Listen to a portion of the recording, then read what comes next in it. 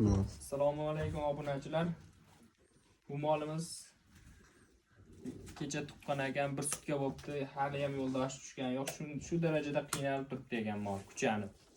Hozir buni olib tashlaymiz.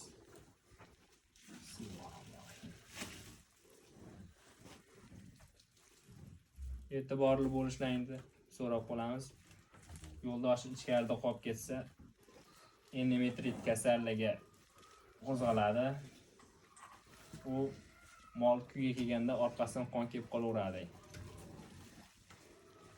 Qochmaydi mol.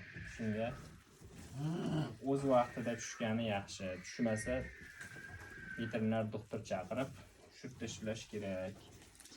Mana shu holda.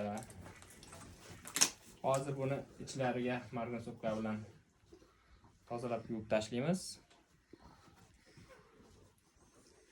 O'zining ukollari bor, matkani.